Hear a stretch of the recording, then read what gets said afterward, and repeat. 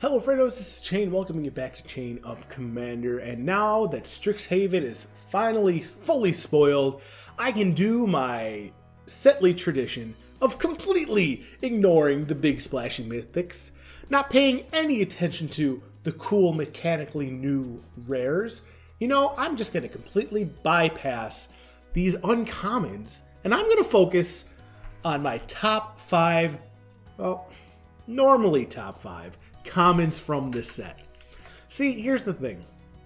Strixhaven is loaded. This set is filled with a lot of cool cards, so much so that I was able to scrap up a top 10 new commons from this set that I am excited for to play in EDH. Now, before we jump in this list, I do ask if any of these cards seem like something you personally want to try out in some of your decks. Definitely consider using the TCG Player affiliate link below. Won't cost you a single cent more, but it will help out the channel. That said, let's begin where all good top 10 lists start, with number 10. Coming in at number 10, we have Pilgrim of the Ages. Pilgrim of the Ages is 2 and a white for a 2/1 creature spirit. When Pilgrim enters the battlefield, you may search your library for a basic Plains card and add it to your hand. Then it has the activate ability of pay 6, return Pilgrim from your graveyard to your hand. Due to the limited access to ramp that white has, making sure it hits its land drops throughout the early game is very important. Being able to fetch a basic out of your deck and into your hand to ensure you hit that is definitely a useful tool, and on turn 3 when you are likely casting this is a great way to make sure you hit your 4th and hopefully subsequent land drops. This is slow, but it is repeatable. If you have a way to get the Pilgrim into your graveyard, you can then pay 6 to bring it back. However, paying 6 mana in the late game just to bring Pilgrim back to your hand, then to pay another 3 to cast it, so a total of 9 mana, that isn't exactly what you want to be doing when you have 6 available mana in EDH, but sometimes if you need to do it, you need to do it. If you're playing a grinder deck, I can see you doing that once or twice. Is this too slow? It might be, but it's definitely worth experimenting. But, you know, that's why it's only here at number 10 and not higher on the list. Coming in at number 9, we have Star Pupil. Star Pupil is a single white mana for a 0/0 creature wizard. Star Pupil enters the battlefield with a +1/+1 counter on it, and when Star Pupil dies, you can put its counters on target creature you control. This is the equivalent, the white equivalent, of Servant of the Scale, a green card from way back in, I believe it was Dragons of Tarkir. It's essentially the modular mechanic on a non-artifact creature. And cards like this play very, very nicely with decks that want to see +1/+1 counters on their creatures. I'm thinking things of like Tyam or Anafenza or Atraxa counters. Speaking of Atraxa counters, Proliferate works very well with a creature like this that can come down early because it can proliferate as the game goes on, getting bigger and bigger and bigger, and then when it dies, you still get to keep the counters and put them on something else. The cool thing is, any green decks playing Servant of the Scale, any counter decks, quite frequently have access to both green and white, so having 2 copies of a creature like this that can share its counters as it dies is actually pretty solid and a very cool card to be dropping early. I am excited to play this in a couple of my more budget 1/1 counter lists. Alright, for our 8th spot, we're going to take a step away from our white cards and take a look at Elemental Masterpiece. Elemental Masterpiece is 5 blue-red for a sorcery, create 2 4/4 red and blue elemental creature tokens, and it has an activated ability of 2 essentially Izzet hybrid mana, or in this case Prismari hybrid mana, to discard Elemental Masterpiece and create a treasure token. The thing I like most about this card is that it has both early game and late game applications. Late game, you can just pay its full cost. 7 mana for 8 power and 8 toughness is a pretty decent rate. But early game, you can spend 2 mana on it instead at a very forgiving mana cost to essentially ramp a little bit in colors that by themselves aren't necessarily known for ramping. You can create a treasure token, which is an artifact, and be able to just get off to that much quicker of a start in the beginning. Now, Blue-red artifact synergies might really like this because of the artifact token, but there is one commander in particular that I think will love this, and that is Brutaclad. Brutaclad loves spending the early game making a bunch of tiny little tokens that can be copied later in the game, and it likes spending the late game making bigger tokens that it can make all the tiny tokens copies of. This card does both when it needs to happen, so I can easily see this slotting in 2 Brutaclad decks going forward, and I'm excited to see where else I might see it pop up as well. For number 7, we got a blue card here in Curate, which is 1 and a blue for an instant. Look at the top 2 cards of your library, put any number of them into your graveyard, and the rest on top of your library in any order, then draw a card. This is mechanically the same as the Surveil mechanic back from Guilds of Ravnica, and one thing I really liked about that set was the particular card, Discovery and Dispersal, because the Discovery half of that was essentially the same thing we have here on Curate. However, there are some key differences. First, Curate is mono blue, so unlike Discovery, which can only go in decks that had blue and black, Curate can go into any blue deck. 2, Curate is an instant. Discovery, you had to cast on your turn at sorcery speed using your mana right away. By being an instant, that means you can hold mana up and just use it at the last possible moment. Maybe if you're lucky, the end step just before your turn. Maybe if you're not lucky, you might need to hold back on casting it and use that mana to cast something else instead. It gives you a lot more flexibility over the use of your mana, allowing you to time things a bit better. And the last difference, I guess, is that Curate doesn't have a stapled on removal spell that you can cast instead like Discovery does. That's the whole benefit of those type of split cards, but what you gonna do? The reason why I like these Surveil style effects so much is because many of my decks require me to fill up my graveyard. There's a lot of decks out there that want to see a well-stocked graveyard so they can do their thing. Things like DC Brute Tyrant wants to see creatures go into the graveyard so she can make zombies. Silas Wren wants to see artifacts in the graveyard so you may cast them. Arumi of the Dead Tide wants to see big creatures in the graveyard so you can reanimate them and attack all your opponents. There are plenty of decks that would love to see a nice quick cantrip that allows them to also fill up their decks while maintaining card parity, and this just fits that slot so nicely.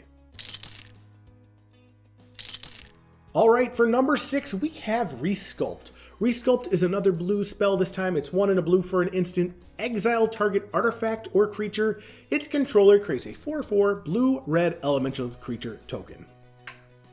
Way back in Fate Reforged, Reality Shift came out, which was the first blue spell that lets you exile an opponent's creature in exchange for giving them a token of some sort. Flash forward back to more recently Kaldheim, and Ravenform came out. This kind of did the same thing, but now it didn't just hit just creatures, it hit artifacts as well. And there was a bit of a hoopla that blue was breaking the color pie by being able to exile artifacts. Well, if anything, I think Wizards here is signaling that this is the way of the future. Blue is going to be able to do things like that because this is essentially the same thing. Resculpt has a lot of things in common with Ravenform, being able to exile creatures or giving your opponents a token, but there are some benefits. Resculpt is instant speed. Ravenform was just at sorcery, and the creature that your opponent's getting is no longer a 1/1 bird, it is now a 4/4 elemental token. Now, this trade-off is completely fine by me. Vanilla 4/4s are nowhere near as effective in this format as the formats that this card was designed for. Say a limited format, giving your opponent a 4/4 might be a bit scary because they can only attack you and you only have 20 life. But in our 40 life format with multiple opponents and board clears galore, I am perfectly fine getting rid of my opponent's Seedborn Muse, getting rid of my opponent's Storm Cauldron, and giving them a 4/4 vanilla. That is a exchange I am perfectly willing to make. And the fact that I can do it at instant speed as well means that I can mess up some combat. I can take inadvantageous blocks and get rid of them and stuff like that.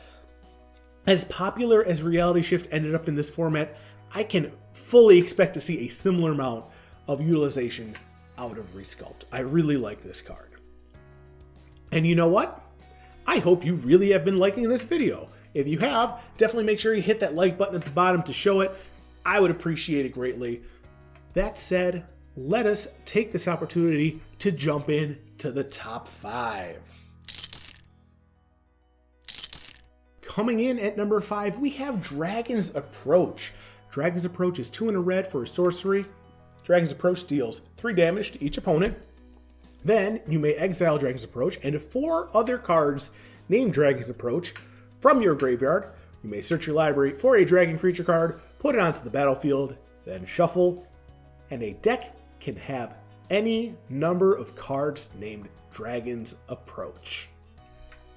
A couple months ago, I released a video going over every card that allowed you to get around the rule of singleton in our format, and they were all creatures. This is the first non-creature spell we have that allows us to play as many copies as we would like in our decks. And because of that, I believe we are witnessing the birth of an archetype.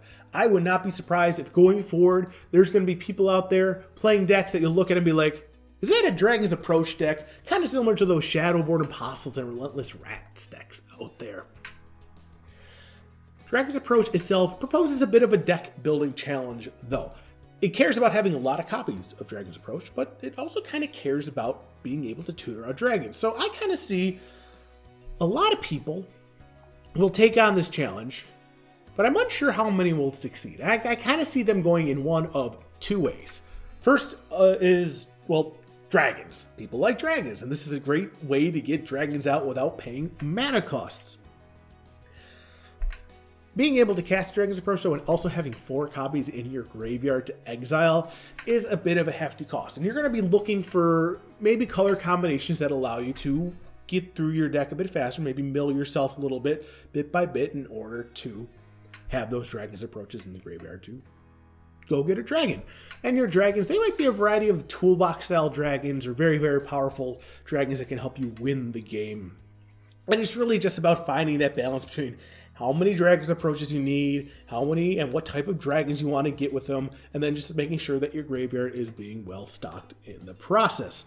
This is the type of deck that, if you really want to play with the irony on this one, this is the type of deck that you could lead with Dragonlord Kolaghan. Oh, the irony is palpable with that one. But, like I said, there's 2 ways I can see this one could go. And the other direction, I believe, is full-blown combo. Classic Thrumming Stone, a card that pops up in all of the decks, well, maybe not all of them, but many of the decks that play the Relentless Rats and the Shadowborn Apostle, because it allows you to dump a whole bunch onto the board quite quickly. Thrumming Stone can turn a critical mass of Dragon's Approaches in your deck into a win. You don't even need to tutor out a dragon. You just cast Dragon's Approach after Dragon's Approach after Dragon's Approach, dealing 3 damage to each opponent every time. Now, decks like this, they're going to want to be able to make sure they can dig up the dragons, or not the Dragon's Stone, the Thrumming Stone, rather. So they're either going to be things that can help dig through your deck, like Duretti's, Scrap Savant, or things that can bring back enchantments from your graveyard, like Felled In, and then maybe a gamble to help dig out the Thrumming Stone. Or, alternatively, you can use the new Elder Dragon, Galazeth Prismari. This gives you access to blue, and the dragon lets you get extra mana by being able to tap your artifacts to help pay for instants and sorceries. And because of that access to blue, you now have things like Fabricate and Mystical Tutor and Tezzeret the Seeker to help tutor out the Thrumming Stone as well. Now, is this particular build going to be good enough for CEDH? Probably not. But it's definitely the type of thing I like to do in Magic, just taking a deck like this, seeing if you can optimize it, find that proper balance of Dragon's Approaches and support cards, and seeing what you can come up with. At number 4, we have Professor's Warning. Professor's Warning is a single black for an instant. Choose one. Put a +1/+1 counter on target creature, or target creature gains indestructible until end of turn. I'll be honest with you folks, when it comes to modular spells, not all modes are always created equal. And I think this is a very clear example of that, where the first mode's kind of lackluster compared to the second mode.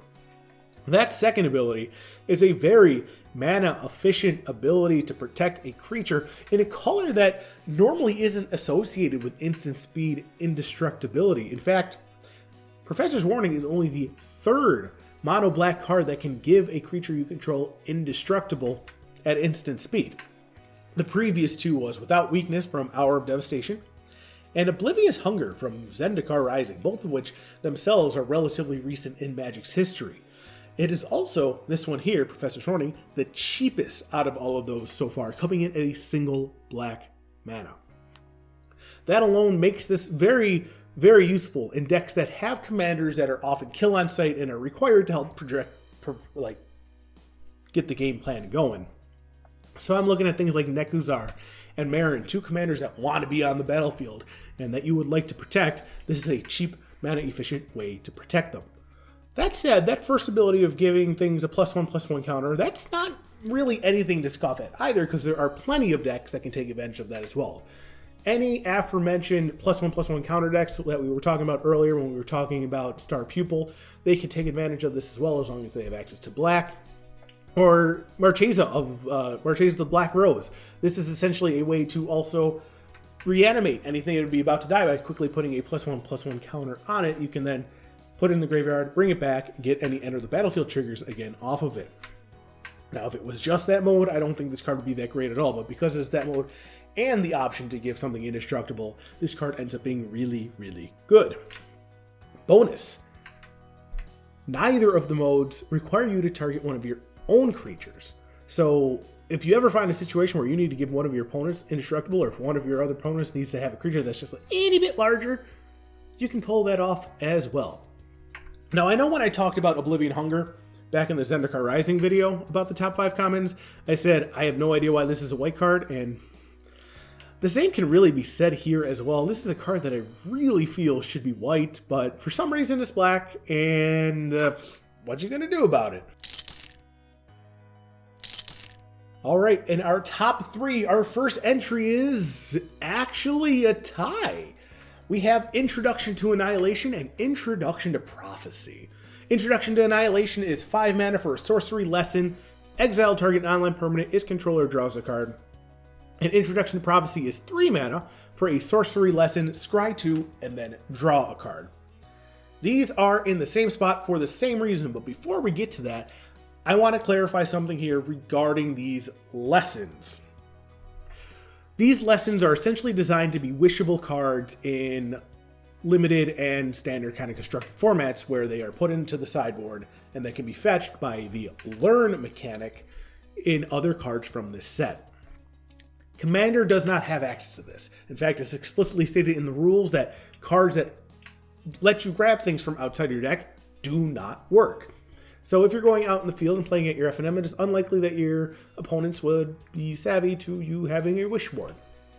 That is not to say that the learn mechanic doesn't do you any good, because learn also gives you the option to loot instead by discarding your card to draw a card.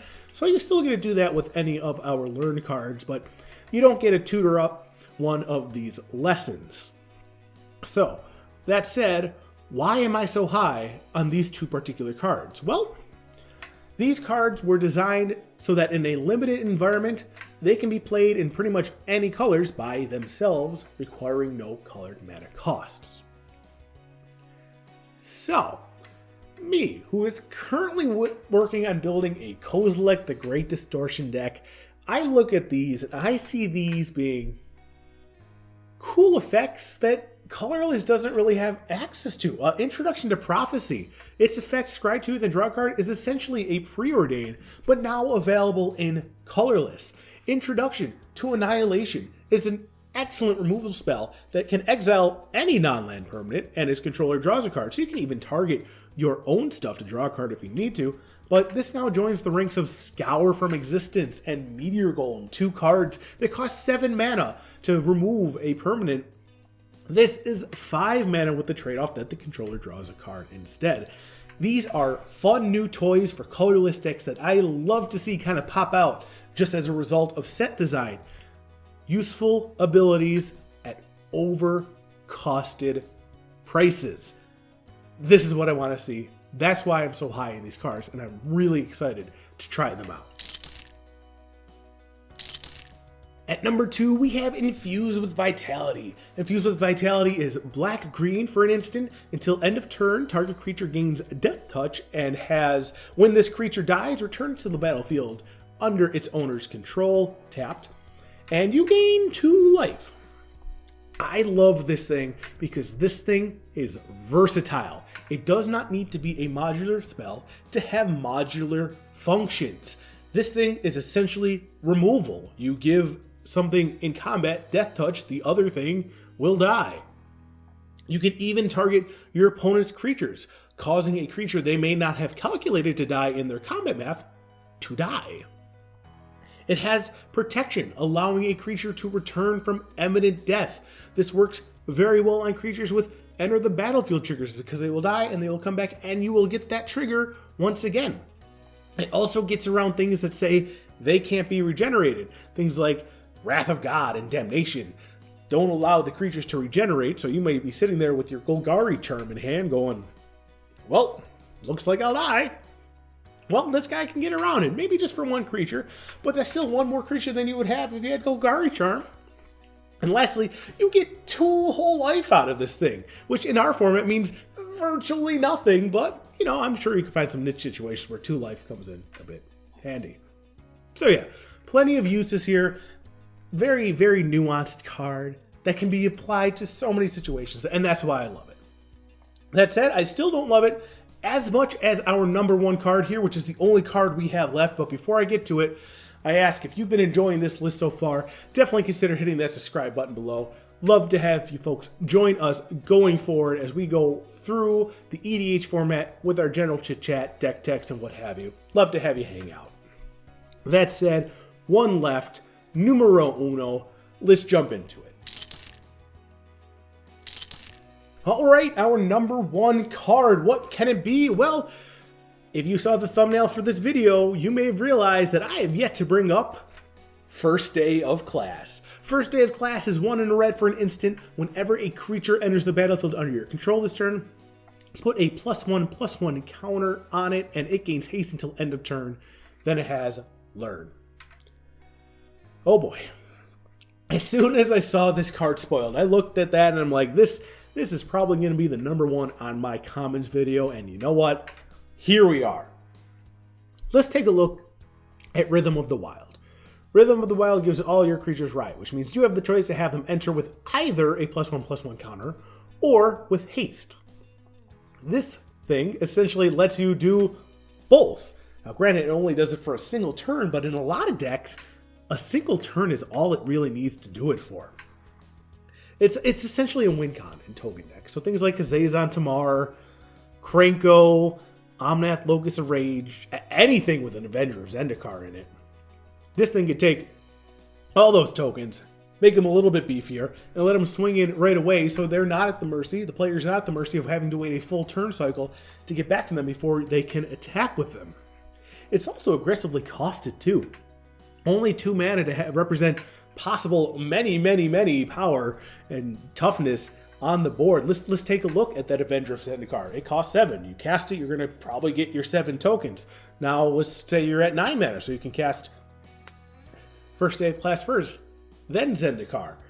Zendikar comes in, he makes 9 tokens, all those coming with a +1/+1 counter on it, so they're already all 1/2s. Let's say you haven't had your land drop for turn, you drop a fetch land, go fetch with it, that's 2 more triggers. You now have 9 3/4s with haste that you can be swinging at somebody with. And that's like the minimal case scenario with Avenger of Zendikar. This thing can represent so much power, especially for decks that can drop a bunch of tokens right away. I'm just pumped to cast this. I might try this guy out in my Kazazan Tamar deck.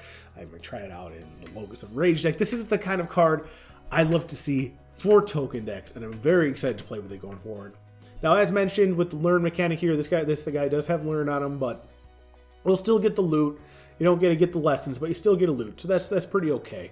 But just the fact that this can represent so much hasty power in 1 turn. Ooh, my heart be still. All right, at this point, I want to hear from you folks. I want to know which commons you are personally excited for and for which decks, and just let me know in the comments below.